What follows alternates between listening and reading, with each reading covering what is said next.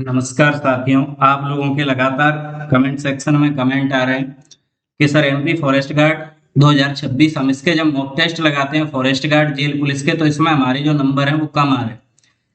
एक लड़की ने कमेंट किया था सर कि पहले से जो नंबर है वो और ज्यादा कम होते जा रहे हैं जब से उसने मॉक टेस्ट लगाना स्टार्ट किया और इसकी वजह से वो थोड़ी डिमोटिव फील कर रही है।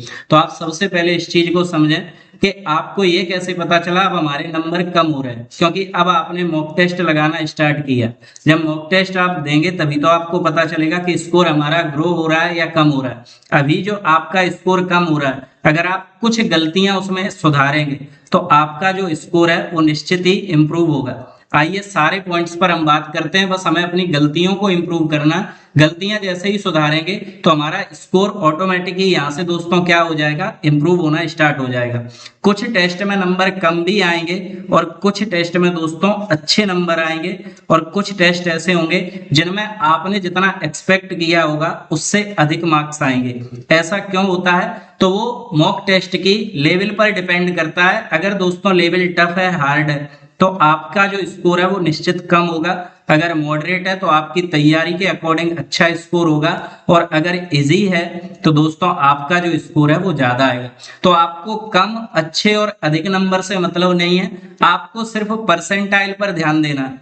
हो सकता है जिस भी ऐप पर आप दोस्तों मॉक टेस्ट दे रहे हैं वहां पर आप अपनी रैंक देखिए और रैंक से भी ज्यादा जरूरी है आप वहां पर अपनी परसेंटाइल देखिए। जैसे आपने 100 नंबर का पेपर अटेम्प्ट किया मॉक टेस्ट में, आपके नंबर आए 68, लेकिन आपकी परसेंटाइल अगर दोस्तों 92% है या 90 प्लस है तो आपने बहुत अच्छा स्कोर किया है। आपको डीमोटिवेट फील नहीं करना। क्लियर? क्योंकि पेपर वहां पर कैसा था, टफ। काफी बार ऐसा हुआ है जब मैं मॉक टेस्ट लगाता था एसएससी सीजीएल की तैयारी के टाइम पे, तो दोस्तों मेरा जो स्कोर था वो काफी बार बहुत अच्छा आ जाता था। मान के चलिए, एक एग्जांपल दे रहा हूँ, 100 में से मान के चलिए उम्मीद के अकॉर्डिंग मेरा जो स्कोर था वो 86 आया, लेकिन परसेंटाइल में वही 70 to 74% रह जाता था। उसका कारण ये होता था कि वो जो पेपर था, जो मॉक टेस्ट था, वो दोस्तों कैसा था, इजी।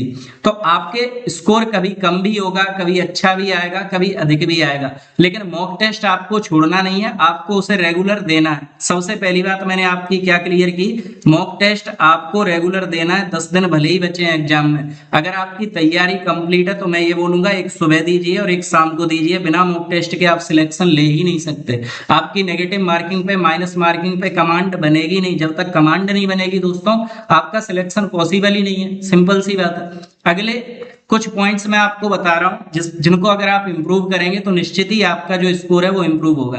देखिए सबसे बड़ी बात, अगर पेपर मॉडरेट है और फिर भी आपका स्कोर लो आ रहा है या इजी पेपर में भी आपका स्कोर लो आ रहा है तो उसके कुछ कारण होते हैं। एक तो जल्दबाजी होती है। जो सेक्शन हमें लगता है कि ये वाला सेक्शन मेरा इजी है, इसको मैं जल्दी फिनिश कर दूंगा, जैसे हिंदी है, कुछ बच्चों का मैथ होता है ना, कुछ बच्चों का जीके होता है। जीके तो शायद किसी का ही नहीं होता, हिंदी, मैथ और इंग्लिश मान के चलिए कुछ बच्चों के ये सब्जेक्ट इजी है तो इन्हें जल्दी लगाते हैं। जल्दी की वजह से वो क्या हो जाता है, क्वेश्चन गलत खुद जाता है, अपने साथ में 0.25 मार्क्स आपके और लेके जाता है। अब आप बताइए आपको 1.25 मार्क्स का लॉस हुआ कि नहीं, जल्दबाजी से। क्लियर? आप फॉर्मूला रिवीजन, ये तो पॉइंट ज्यादा महत्वपूर्ण नहीं है, इसको समझिए, टाइम मैनेजमेंट खराब है। जैसे मैथ में आपको समय देना है ज्यादा, लेकिन आपने उसके लिए समय कम बचाया, क्योंकि आपने क्या किया, पहले इंग्लिश लगाया, फिर हिंदी लगाया, फिर जीके लगाया, फिर दोस्तों साइंस लगाया और बिल्कुल लास्ट में अगर आप मैथ को लगा रहे हैं और मैथ में टोटल क्वेश्चन है 20, समय बचा आपके पास 12 मिनट। अगर अच्छा मैथ है तो कर लोगे, नहीं तो दोस्तों ये आपसे छूटेगा। क्लियर? सिली मिस्टेक, ये तो जो बच्चा मॉक टेस्ट देगा, मुझे लगता है 90 to 95% बच्चों से ये गड़बड़ होती है। सिली मिस्टेक तो आपसे हो जाती है। जैसे आपसे पूछा गया, मान के चलिए 720 का 10%। अब 720 का 10% तो दो जीरो से दो जीरो काट के दोस्तों आपको 72 लिखना है, लेकिन ऑप्शन में अगर 7.2 लिख दिया, हमने जल्दबाजी में लगा दिया, तो दोस्तों ये सिली मिस्टेक होती है ना। जैसे आपसे पूछा कि जलियांवाला बाग हत्याकांड कब हुआ, सबको याद है 1919, लेकिन ऑप्शन में 1909 को हमने टिक कर दिया, तो ये सिली मिस्टेक होती है जो जल्दबाजी की वजह से होती है। क्लियर? सिली मिस्टेक पे अगर आप ध्यान देंगे तो मैं गारंटी दे रहा हूं आपके 4 से 5 नंबरों का इंप्रूवमेंट होना तय। यहाँ पर देखिए, सिर्फ मॉक देने से सिलेक्शन नहीं होगा, मॉक का सबसे ज्यादा एनालिसिस जरूरी है, मैं आपको बता चुका हूं। जब आप एनालाइज करेंगे तो आप देखेंगे कि 5 सब्जेक्ट है हमारे। कितने सब्जेक्ट हैं? 5। सबसे पहले आप ये देखेंगे कि जैसे यहाँ पर लिखा है कौन सा टॉपिक वीक है, तो दोस्तों टॉपिक नहीं देखना, सबसे पहले हम ये देखेंगे कि मेरा सब्जेक्ट कौन सा वीक है। जैसे मान के चलिए मेरा इंग्लिश सही है, हिंदी सही है, मैथ सही है, मेरा वीक है जीके और साइंस। तो दोस्तों सबसे पहले मैं सब्जेक्टों को यहाँ पर टारगेट करूंगा कि मेरा कौन सा सब्जेक्ट यहाँ पर वीक है। फिर मैं ये देखूंगा कि इन सब्जेक्ट में कौन सा टॉपिक मेरा सबसे ज्यादा वीक है। क्लियर? कौन सा टॉपिक ऐसा है जो सबसे ज्यादा वीक है और मॉक टेस्ट में सबसे ज्यादा पूछा जा रहा है। जो टॉपिक बार बार आपके सामने आ रहा है, बार बार पूछा जा रहा है और फिर भी हम उसमें इंप्रूव नहीं कर पा रहे, तो बताइए गलती किसकी है। सबसे पहले हमें सब्जेक्ट देखना है, कौन सा सब्जेक्ट वीक है, उसके बाद हम देखेंगे उसमें हमारा कौन सा टॉपिक वीक है और उस टॉपिक को पढ़ेंगे जो सबसे ज्यादा पूछा जा रहा है। क्लियर है? ये सटीक रणनीति होती है सिलेक्शन की।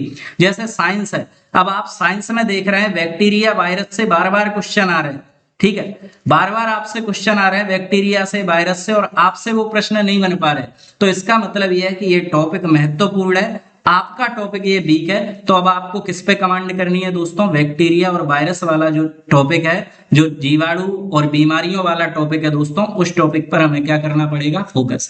जब आप ऐसे एक एक पॉइंट को क्लियर करेंगे तब जाके आप सिलेक्शन के पास पहुंचेंगे। और जब आप दोस्तों छोटे छोटे पॉइंट्स को इंप्रूव करना स्टार्ट करेंगे तो 5 से 8 नंबरों का इंप्रूवमेंट आपको बहुत जल्दी देखने के लिए मिलेगा। क्लियर है? ये तरीका है जिससे आपको क्या करना पड़ेगा? अपने नंबरों को आप इंप्रूव कर पाएंगे। यहाँ पर दोस्तों कहाँ टाइम ज्यादा लग रहा है? अब टाइम के लिए ज्यादा आपको इसमें समस्या नहीं आएगी क्योंकि 2 घंटे हैं और 100 क्वेश्चन है। क्लियर? सिर्फ मैथ में आपको ज्यादा समय नहीं देना है, या मैथ को आप पहले लगा रहे हैं तो अच्छी बात है, लास्ट में लगा रहे हैं तो 20 क्वेश्चनों के लिए मेरा ऐसा मानना है मिनिमम आपको 30 मिनट तो बचाने चाहिए। क्लियर? 30 मिनट तो आपको बचाने ही चाहिए 20 क्वेश्चंस के लिए, जिससे आप टेंशन फ्री होकर सारे क्वेश्चन कर पाए। क्लियर? कौन से क्वेश्चन गलत हो रहे हैं तो ये तो मैं बता ही चुका हूं आपको। मॉक टेस्ट देने का सही तरीका, फिक्स्ड टाइम पर टेस्ट दें। देखिए जब मैं तैयारी करता था तो मेरा फिक्स समय था कि मैं जो मॉक टेस्ट लगाऊंगा वो सुबह लगाऊंगा, और सुबह दोस्तों मैं मॉर्निंग में 7 बजे मॉक टेस्ट लगाता था।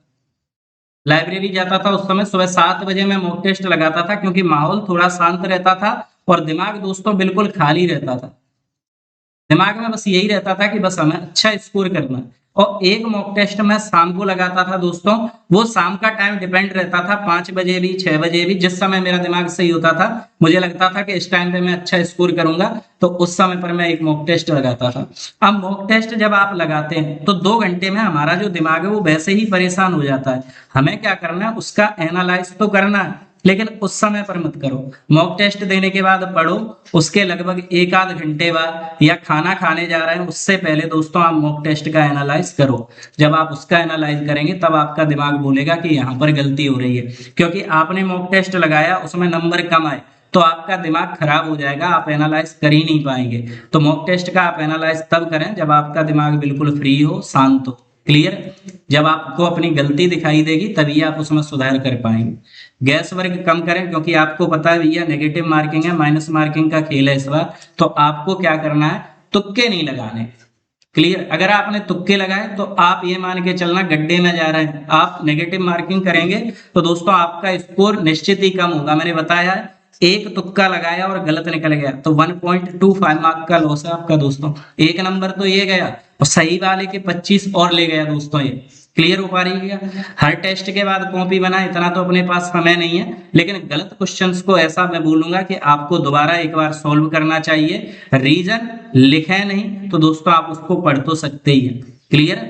आपको जो क्वेश्चन गलत हुए, आपने सुबह जैसे मॉक दिया तो आप दोपहर के 12 बजे तक एक बार सारे क्वेश्चंस देख लीजिए, कौन कौन से क्वेश्चन मेरे गलत हो रहे हैं, उन क्वेश्चंस को दोबारा एक बार मैथ है तो सॉल्व कर लीजिए। और अगर दोस्तों और कोई है टॉपिक तो आप उसको एक बार क्या कर लीजिए? रिवाइज कर लीजिए, पढ़ लीजिए। यही तरीका है जिनसे आप स्कोर अपने को क्या कर सकते हैं? बढ़ा सकते हैं। किसी भी स्थिति में मेरी आपको ये फाइनल सलाह है दोस्तों, किसी भी स्थिति में आपका नंबर भले ही आपके स्कोर कम हो रहे हैं, लेकिन आपको मॉक टेस्ट बंद नहीं करना है, आपको मॉक टेस्ट में मार्क्स इंप्रूव करने हैं। इन 10 दिनों तक आप मॉक टेस्ट लगाते रहिए। जब आप फाइनल एग्जाम देंगे तो ये मेरी गारंटी है कि आपका स्कोर बहुत अच्छा आएगा, वहां पर आपकी उम्मीद से अच्छा है। क्लियर? सारी बातें समझ में आई होंगी। अगर सारी चीजें आपको अच्छी लग रही हैं तो हमारी वीडियो को लाइक कर सकते हैं, चैनल को सब्सक्राइब कर सकते हैं, अपने दोस्तों के साथ शेयर कर सकते हैं। मिलते हैं अगली ऐसी यूजफुल वीडियो में, तब तक के लिए जय हिंद, जय भारत।